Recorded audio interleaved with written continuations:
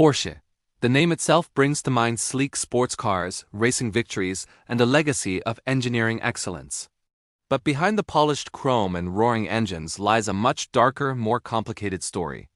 A history deeply entangled with one of the most brutal regimes in human history, the Third Reich.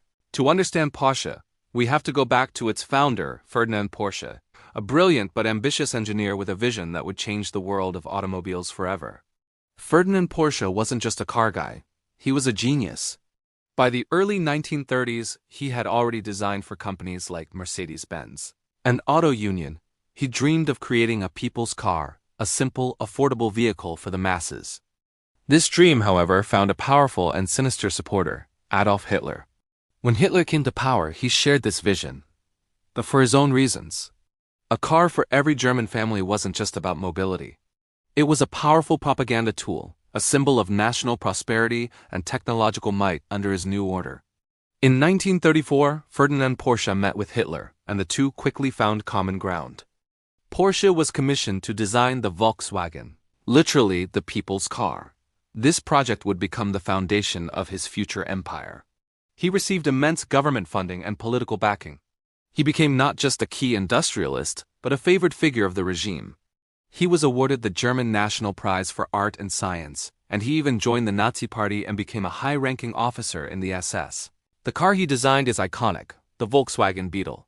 Its simple, air-cooled, rear-engine design was revolutionary.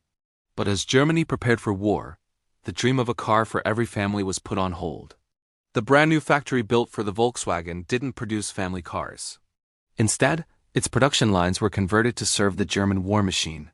The Volkswagen design was adapted for military use. The Beetle chassis became the basis for the Kübelwagen, the German equivalent of the American Jeep, and the Schwimmwagen, an amphibious four-wheel drive vehicle. These vehicles were churned out by the thousands and became crucial to the German army's mobility on battlefields across Europe and North Africa. Ferdinand Porsche's genius was now directly fueling the Nazi war effort. He personally oversaw tank design, contributing to powerful and fearsome machines like the Tiger I, the Tiger II, and the massive, though ultimately failed, Maus super heavy tank. But this is where the story takes its darkest turn. The Volkswagen factory, like so many other industrial centers in Nazi Germany, relied heavily on forced labor. Thousands of people from occupied territories, men, women, and even children were brought to the factory to work in horrific conditions. They were often starved, beaten, and worked to death to keep production going.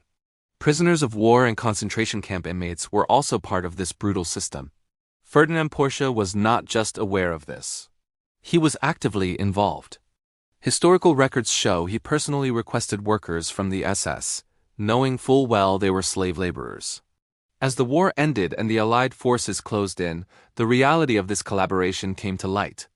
After the war, Ferdinand Porsche was arrested by French authorities as a war criminal for his role in using forced labor and his connections to the Nazi regime.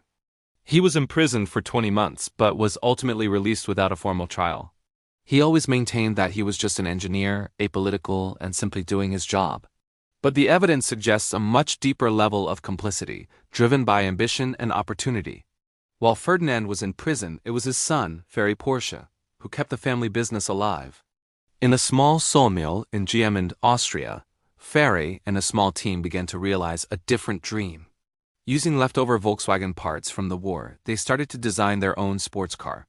In 1948, the first car to bear the family name was born, the Porsche 356.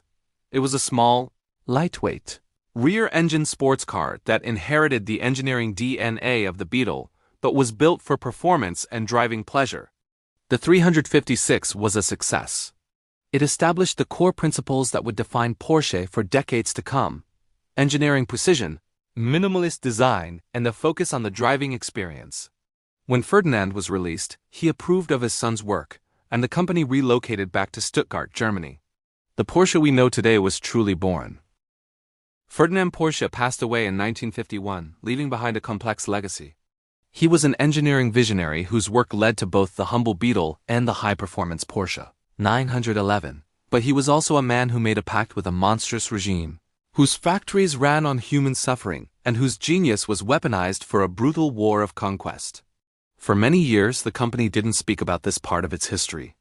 The official narrative focused on the post-war sports car success story, glossing over the wartime collaboration. It was easier to celebrate the victories at Le Mans than to confront the origins of the Volkswagen factory. But in recent years, there has been a shift. Like many German corporations with a dark past, Porsche has begun to acknowledge its history more openly.